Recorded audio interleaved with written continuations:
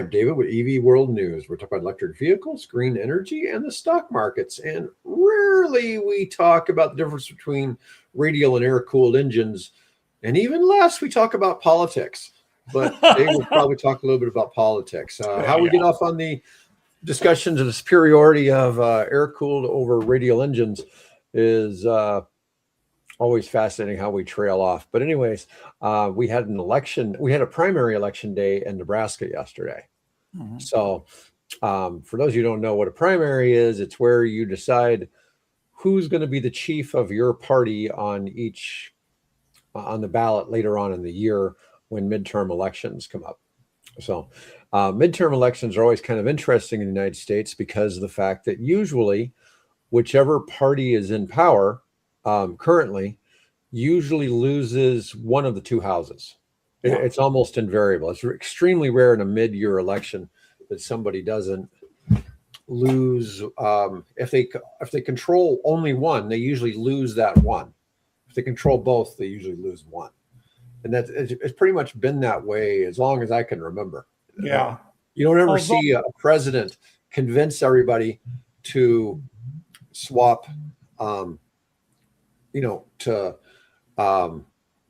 change. You never have somebody a president in the midterm become more popular, that his party becomes more popular. It's always the opposite. It's really interesting the way our two-party system works. But anyways, Bill, there's a chance we could actually see them losing, given the current track record. There's a good chance that, from what I'm hearing from various analysts, mm-hmm. There's a good chance that they'll probably definitely lose the House, but also there's a slim to a possible chance they'll also lose the Senate. Yeah, I would more suspect that the Republicans will lose the House and keep the Senate this time around. Well, again, it wouldn't surprise me. They're going to lose one of them. Definitely. It's a matter of which one. History says that. Yeah. And it's fascinating the way that, like I said, our political system works. Love it or hate it. People say they hate capitalism, while they complain holding their iPhone, Never had one take a deposit for a gold cell phone either. Just saying that we have a unique system that, in the long run, I don't know that anybody in the government really has our best interests at heart, but, we like to think that somehow maybe they do, maybe there's hope for somebody new, and most of the time I just think it's theater. Now, possibly, although, there are, again, what do you know in the soul of, the heart of anyone? Again, I got the opportunity because my involvement here locally within my county, in local party politics, let's put it that way. I got to meet a number of the different candidates and, have befriended them. And so I sort of have a vested interest in how it turns out and how they fared yesterday. Okay. Yeah. Well, I'm curious. So what did you see among the independents? What did the independents tend to be wanting? The independents are technically what we call here nonpartisan. Right. There isn't actually sort of a category of independent. So when you register, you either register as a Republican, you register a Democrat, or you can register as a Libertarian or a Marijuana Now party. That's kind of the four basic ones. So what you end up registering generally is as a nonpartisan, mm-hmm. right? So you are non-aligned or, whatever you want to call it. So there is no specific party affiliation. So you, in a sense, you're independent. So you can go either way. So my job yesterday was to go from 7 o'clock in the morning till 9 o'clock at night as a poll worker. And my job was basically to assign who gets which ballots and write their name down in the official logbook and tally how many Democrats got what ballot, how many Republicans got what ballot, and so on. So I'm very deep in the nitty-gritty of this thing, which was challenging because instead of having one ballot, we had 14 or 15 different ballots we had to manage. So space. But anyway, what I found interesting about the independents or the nonpartisan uh, ballots was how many of them requested the Democratic nonpartisan ballot as opposed to how many requested the Republican ballot. We got nobody that requested the liberal nonpartisan or the marijuana now party ballot. Everybody was either a Democrat or Republican. And Mhm. it was interesting how many Republicans, how many requested Republican, how many requested the Democrat.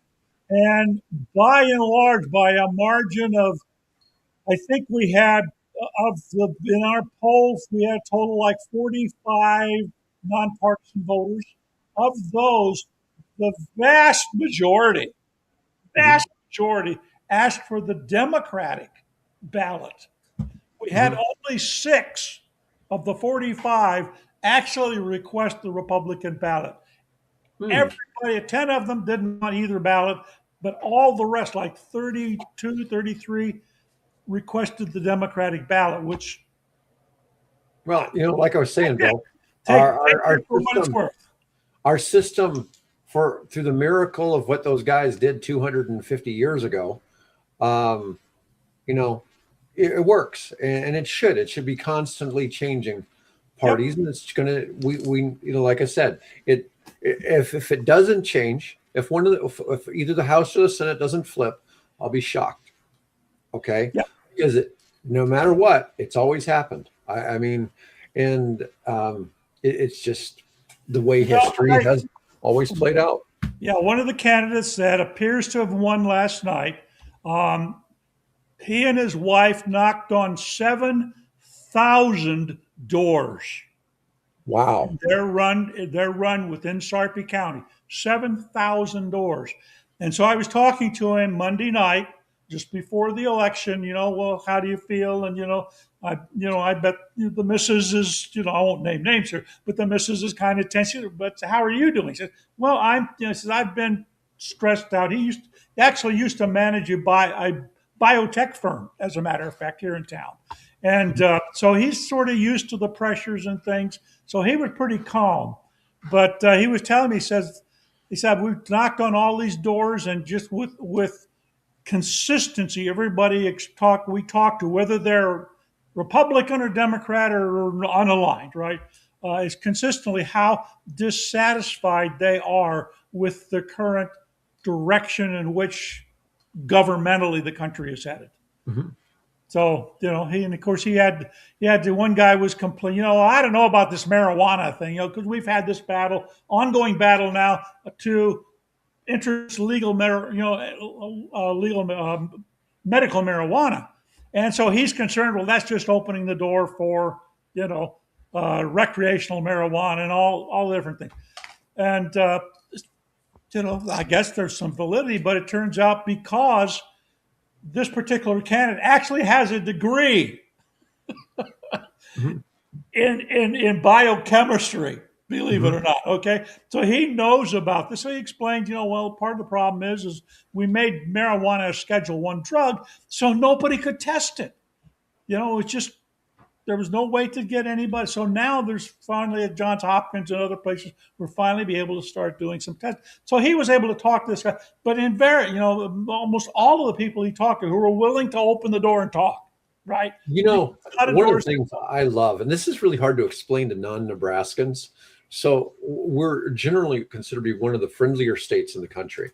Okay, you can go door to door here, and people will be polite to you and friendly and receiving, and it's not the same as most of the rest of the country. Okay, and but people here will be honest, and even if you disagree, people don't hate each other here, and it's really Yeah.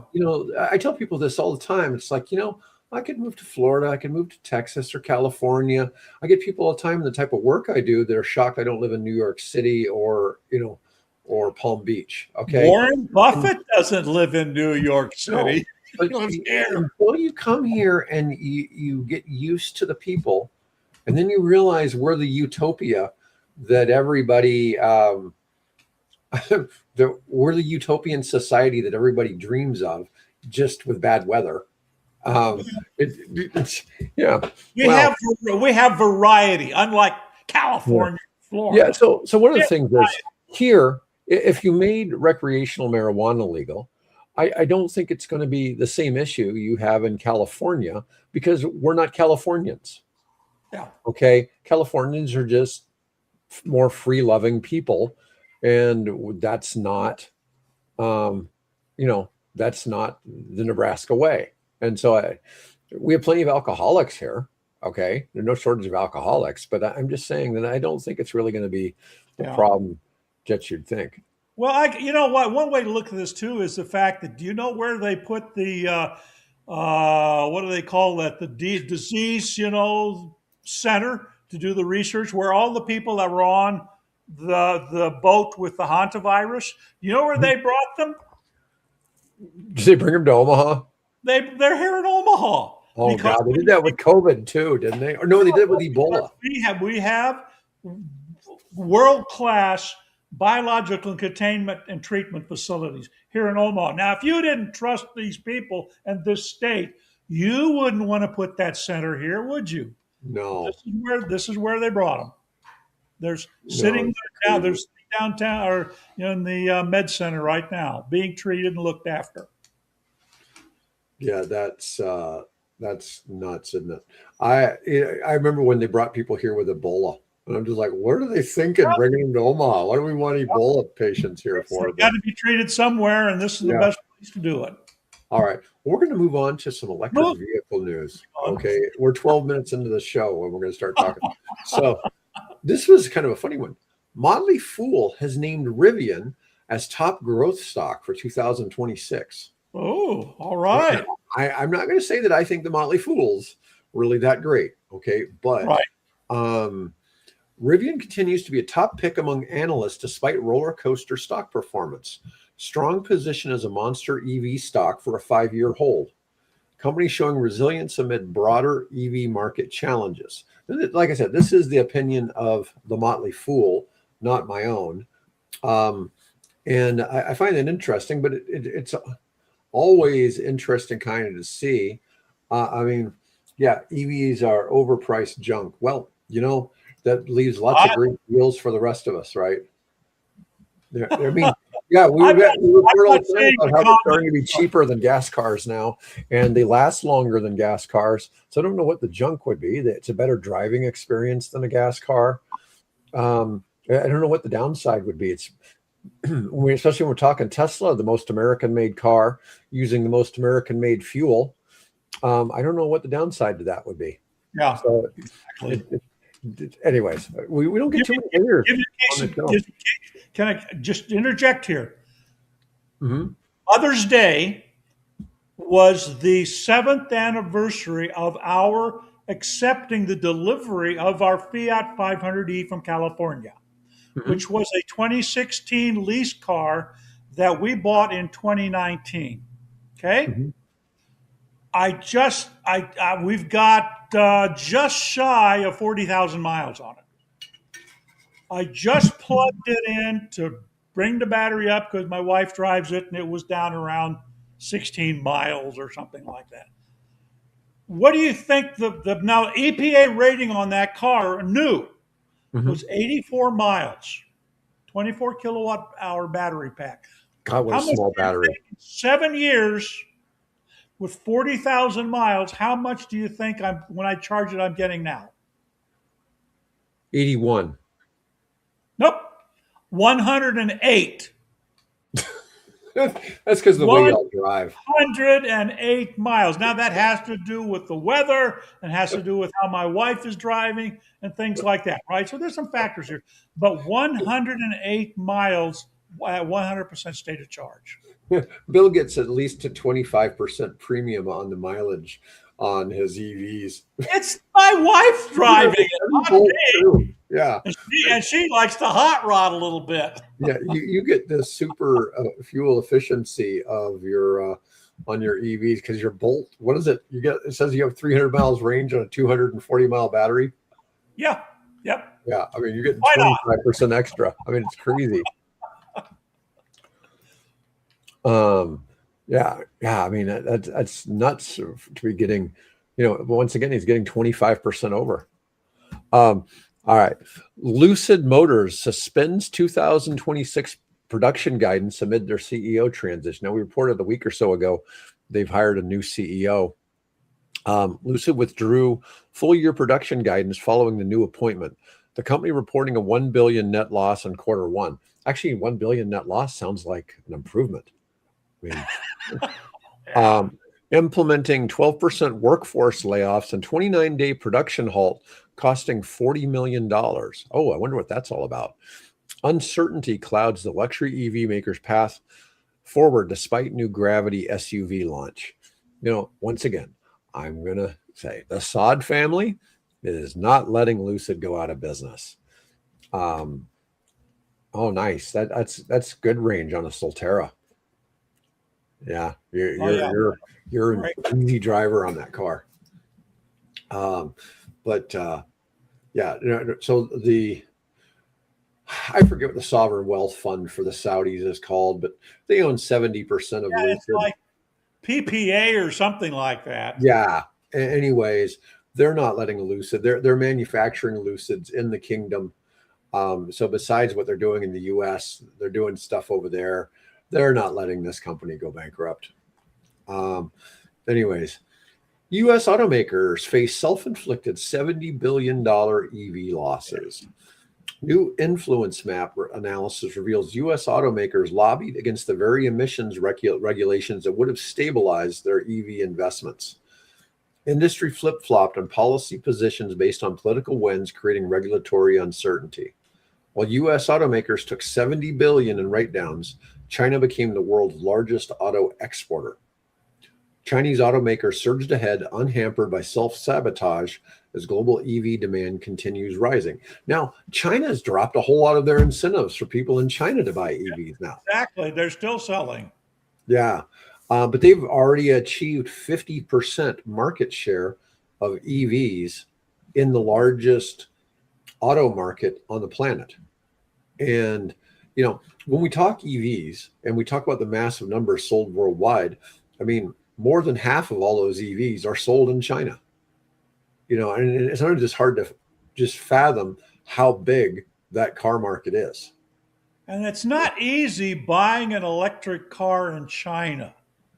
It's not like you go down to your local used car dealer and, pay the guy a few, $100 or whatever and walk off the lot.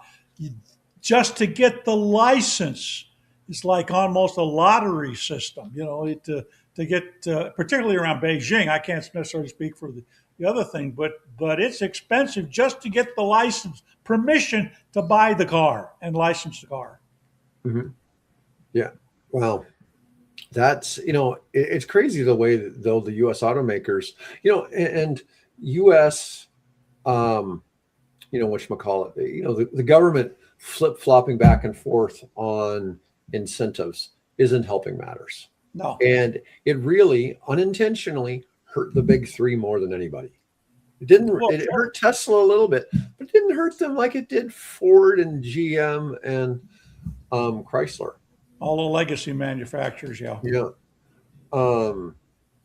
Should shout out the latest Rich Builds videos. Goes China and compare Chinese EVs, Tesla full self-driving, and got his Chinese driver's license. Nice. Yeah, it's well, we hear enough from people who are prominent to go over there, and Musk says that Chinese EV manufacturing is the big leagues. You heard the CEO of Ford. He even brought back a Chinese EV. Jim Farley. He didn't want to give it back. Yeah. There's a video of a guy that I saw today. I don't think I linked to it, but he was saying that he flew 8,000 miles to test Chinese autonomous cars. And it says America is so far behind the curve on the automotive technology that is being now rolled out by the Chinese that we don't hold a candle to what they're doing. Yeah. Well, our next story kind of gets into this a little bit more. And, somebody criticizing EVs, not realizing, oh, here we go, EVs are a waste of money. So Tesla Robotaxi, the premium it's adding to the market cap of Tesla is valued at $750 billion. 750 billion. Bank of America estimates the robotaxi opportunity adds three-quarters of $1 trillion to Tesla's valuation. That could be. 2026 is being called Tesla's defining year for the robotaxi rollout. Full self-driving unsupervised execution is critical to the thesis. 358,000 cars delivered in quarter 1. Yeah. Yeah. Now, I mean, we have to take what journalists for whatever their motives, whether they're just straight or whether they're getting a little bit of assistance from the Chinese, political party, because there are people out there that are paid to, show for the Chinese, right? The Chinese party. So we have to take some of the things, all these things about how great Chinese robots are, how great Chinese cars. You got to take a little bit of that with a grain of salt, because there's a lot of government propaganda money being, pumped into the environment, either social environment or whatever, right, to help polish the image of the People's Republic of China. So, but I've been there a couple of times. They're an industrious people, a hardworking people. The government sucks.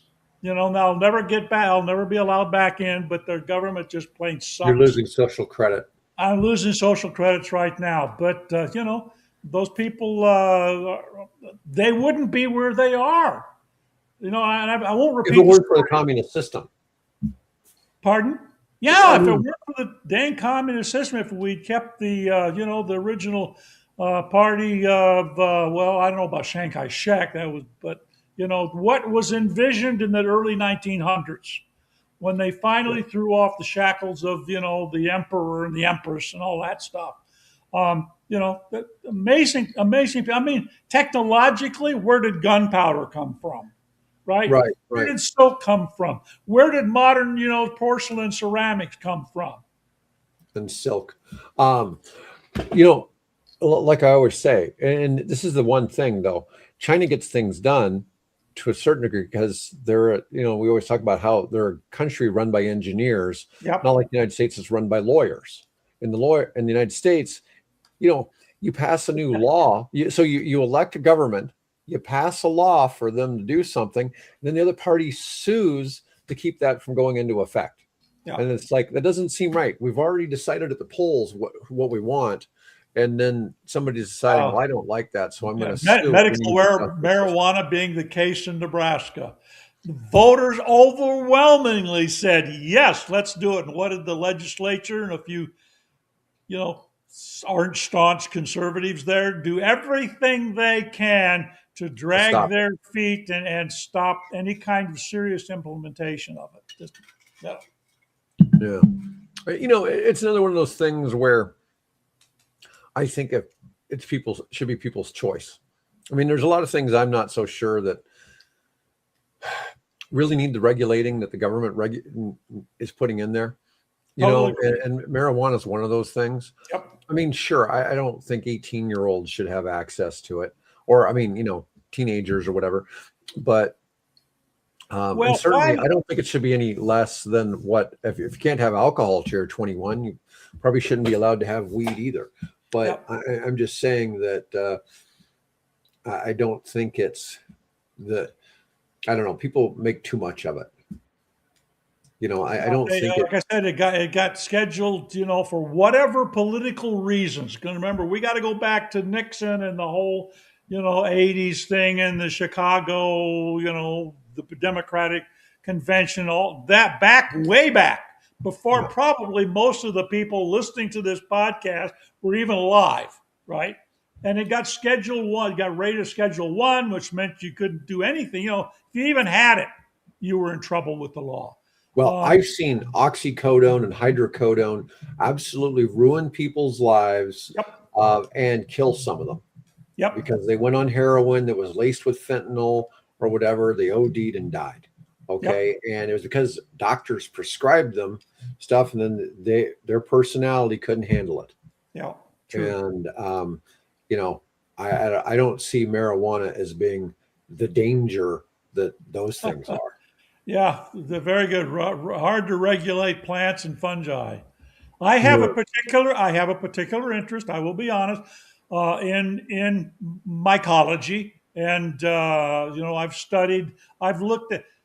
have looked and read. I have a book on psilocybin and things like that. I've never grown it. I don't intend to break the law by doing it, but there is value in those substances that, because they got scheduled the way they were with the government, it's almost impossible to get any serious researchers involved in doing clinical research and trying to come up with ways to make those things beneficial for people.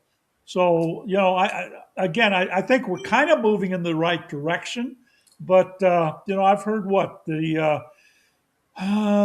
it? The Trump administration is talking about maybe loosening up some of those regulations and things we got to keep moving forward. And obviously, we're all concerned about the harmful impact. I think we found that by research, we found that young people using marijuana, it's having a detrimental effect on their brain development. And we certainly but we don't. We can all agree we don't want teenagers and kids using it, right? There's a lot of things. It's just like booze. I mean, there's a reason why you don't want people under 21 drinking, but they still do. And then if you're really going to take this whole thing to an extreme, I drink coffee every morning, several cups of coffee. So could you say that caffeine in the coffee is should be regulated? I mean, grocery stores sell the stuff, and nobody checks for my ID when I take a pot of a box or a can of Folgers out of the store. I've known people who've taken some of those energy drinks that they sell in the cans. Yep. That have started hallucinating at work. Okay, they drink so many of them. A lot of them say don't drink more than one a day. Yeah. And one of my guys on commercial construction sites would drink like 5. And he'd start just talking just weird about things that were like he was like hallucinating or something. Yeah. And it was really hard to get him to, hey, dude, you got to stop doing this because you're turning crazy when you're doing this. And he didn't really understand it. Anyways, here we go again, off the track. Sorry, everybody. I'd rather we got back to radial engines. It's probably weak compared to the weird drugs they sell at every gas station that have no regulations and claim everything. Yep. Yeah, but a lot of those things, a lot of the herbal stuff doesn't do much. But there's some, herbal things I take that over the years that have become regulated. And, there's some of them. I have one that I really like called Finibut. Finibut was created by the Soviets. I don't remember what the original intent for it was, but it's like an anti-anxiety thing. And if I take it before I go to a conference, I become a real social butterfly. It's ridiculous. I mean, I'm pretty talkative anyways, and I can warm up people pretty well. But on this stuff, I mean, like the idea of going on stage and speaking, it's like it's old hat. It's just so easy to get up in front of people. And it has the same effect, I tell people, as if you had a couple of alcoholic beverages, but without the drunken buzz. Yeah. And it's just like, you're just like really in a good mood and all that. And nobody imports it in the United States anymore because of the FDA. And, but anyways, so it's incredibly difficult to get over here. But it'd be beneficial for people who have anxiety. And so, but it's an herbal thing. It's not, although I don't know if it comes from an herb or what it comes from. I just know the Soviets created it, and it's been around for a while. But anyways, next one, legendary investor Ron Barron, who manages about $55 billion in assets, says the SpaceX, the IPO is imminent. And he predicts that it will become the largest company on the planet in value, which that means it'd have to go from 1.75 trillion to surge past. I mean, because NVIDIA sits at right around 5 trillion. So it would have to surge past that. But Get past that, huh? yeah, his portfolio is heavily weighted toward Elon Musk companies, Tesla and SpaceX. There aren't that many companies anymore because now SpaceX pretty much owns most of the other stuff.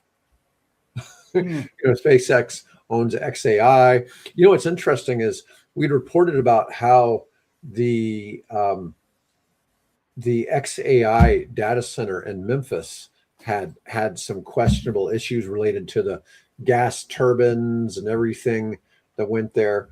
And now, who has Musk rented that space to and all that computing power? Anthropic. So now Anthropic is using the Memphis Colossus AI Center for their LLMs, which I thought that was interesting that he did that. I'm wondering if reality will be reflected in cinema, from cinema. Because if I recall, and correct me if I'm wrong, in the movie Wall-E, right, the little robot that falls in love with another robot and all that, the reason that all the humans fled on that giant space cruise liner and left the earth vacant and a junk heap, a pile of junk heap, is because there was one large single company that controlled the economy. And so I'm wondering, oh God, we've got a space company would be the largest, is that where we're headed? Because he's talking about going to Mars, or is the movie premise of Wall-E Yeah, and it makes you wonder. realized in real life someday? But so much though of SpaceX is Starlink and XAI Uh-huh. or Grok. Exactly. Okay. Now, Grok, when you list LLMs, most people will say, well, there's OpenAI, there's Claude, there's Gemini. You don't normally think of Grok. At least I don't. It's not like one of the first ones. I usually will even think of DeepSeek before I think of Grok. Yeah. Okay. I tried using, I thought, well, I'll try using Grok today. And I got there and it would not let me do anything unless I subscribed. A lot of these I can go in and do simple things and it'll, let me do it for free. Grok today, the version I went to would not let me do that. I said I had to pay them some subscription fee or whatever it is. So, well, I know I'm going to have to do Grok because of what I've got planned for my next vehicle, and because I want to be able to use the whole experience right in the car, and and I do so much with AI now that it would only make sense to be able to integrate it with the car. All right, Elon Musk and Tim Cook are joining Trump on a trip to China.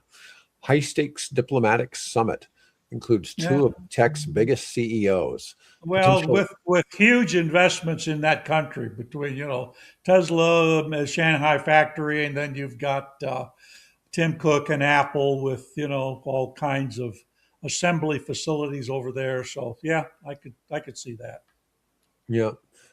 Grok is often. Oh, you say it's overloaded versus overlooked?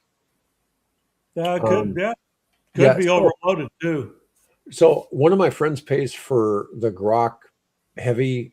I think it's called Grok Heavy subscription or something like that. It's their largest. It's like $200 a month, and he says he loves it. But I've never used the premium version. I've only ever done a couple queries on just the basic, and you don't get the same experience with the basic as you do with the premium version. Just like with Claude Code, to get a lot of the good features out of Claude, you have to be on at least $100 a month plan. And so, whereas like with Chat GPT, you can get a lot of it on the $20 plan, and the ones I use, I get them on a $20 or $25 a month plan where I get pretty much all the premium features. Anyways, let me see. So here was something kind of interesting that snuck in here. A nuclear fusion company claims grid power soon. This was from CNN, an unnamed fusion startup claims commercial grid power is approaching. Now, we reported last week, we were talking about Commonwealth Fusion is claiming they're close. But, I've seen stuff but the guy who's the CEO of TAE, the one that's merging with Trump Media, he's saying 2031. For them, and the other people I've spoken with in person, they're saying, yeah, they don't know, maybe still 10 years. There's just so many issues with, we've talked about supply chain and all this other. I'm not going to get into all that today, but it's interesting to see where some of that is going. So there's this company in Texas called Blue Energy, which I think I've talked about them before. I don't know if I actually talked about them on the show. I know I've discussed the company before, but they've got a partnership with GE Vernova, and they're doing a gas plus nuclear hybrid operation power plant in Texas. Their goal is basically they're going to provide LNG until nuclear is available. And so that way they're getting this data center power now. It's like they really were the first ones to really kind of come up with this idea, to be a combined company selling both LNG and nuclear on the back end, but that already had a data center client. Now, this Blue Energy already was doing Bitcoin mining. So they were already doing big power draws already. Yeah. I think you're going to see a lot of people switching over. I mean, I had somebody ask me for help with, there's like 20,000 square feet of floor space available in a hospital, and wanted to know about getting energy there to be able to convert it all to data center space. And so this is what the hospital's closed and it's an empty building now, or no? It's just one of the floors. There's 20,000 feet available on one of the floors. And they're like, hey, let's rent it out to be AI. Okay. It's like, well, that's kind of random. It needs about 6 to 7 megawatts of continuous power to make that work. Not gigawatts. And it's so easy to accidentally say the wrong thing. Yeah, exactly. Be off by a magnitude of 1,000. So, yeah. All right, Bill, let's talk about offshore wind creating unintended marine ecosystems. Yeah, this is fascinating. So, as you're aware, the administration has, for whatever reasons, hates wind. They're buying companies off and, passing presidential edicts to try to stall it. It keeps growing, but one of the contentions is the fact that when you're building these things, you seriously disturb marine life, and most of that is during the construction phase when they're driving the pylons. Because you can imagine, if you've ever been around a construction site where they're putting the pylons down to build a skyscraper or something, right? That's noisy. Wham, wham, wham, and that sound is amplified through the water, right? So it ends up driving marine creatures away from where they're building these things. So that is a concern. Does it last after construction stops? No. In fact, what happens, it attracts marine life, because now you've got these pylons and steel ropes and whatever they're holding it down with, now become a collection point for marine life. So you got various types of mollusks and things that start to cement themselves to the sides of these devices. That, in fact, then attracts small fish and crustaceans and things, and that attracts bigger fish, right? And ultimately, what you do is it attracts, marine mammals, seals, porpoise, things like that. So they're finding that once the construction stops, these things actually become marine sanctuaries. And one of the reasons being is because fishermen are restricted, commercial fishermen are restricted from doing fishing, dragging their nets and things like that through these things. So it becomes a small preserve, if you will, for underwater, and above water mammal marine life. So they're working out to actually be beneficial once you've got them built and stopped. Now, what happens, however, that's the first story that I posted up in the editor's pick. But then I started thinking a little bit more deeply about it, and I did it, again, with AI's assistance, started researching. And it turns out, if you read down to the EV World exclusive stories, you'll find that actually what's happening is what happens, they stop piling, but what happens with any kind of noise and vibrations that are just constantly being generated by the turbines themselves. And that is a little studied area. And they found that the bigger the turbines get, which is what's happening, we've got things that are enormous in size. What's happening is that increases the noise level in the ocean. And so we really, at that point, we really don't know how that's impacting marine life. We know once you stop building, it becomes quiet, you bring the marine life back. But does the continual operation of those and the sounds that are being generated, the vibrations generated, and being transmitted to the water and to the surrounding air, what impact does that have? And we do not know that. So it's an area that needs to be studied more. The only thing I see with the offshore wind, and it's not really an issue per se, it's just the fact that they're producing the electricity not near where it's being used, most likely. So they're putting it out at sea, and then you're having to transmit it a long ways. And you know how we're always talking, the real cost in electricity is transmission. And I often, I wonder how that trade-off works. That's probably more of a Mike question. But yeah. I'm just saying, it's like, well, it seems like you're getting kind of remote. But you look at all the wind we have around here, Nebraska, Iowa. And we take very little advantage of it in Nebraska compared to Kansas, Oklahoma, South Dakota, North Dakota, Colorado, Wyoming. Now, I suspect a lot of those wind farms, like down in Kansas, are probably powering the local town, right? So maybe they're powering the town that's a mile or two away, kind of thing.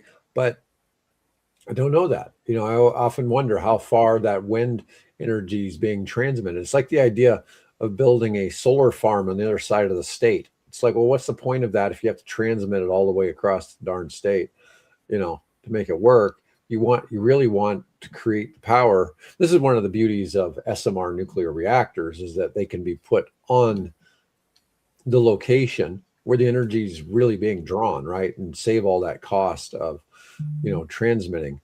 When you have solar on your roof, there's no cost to transmit it anywhere, so there's big advantages. Yeah.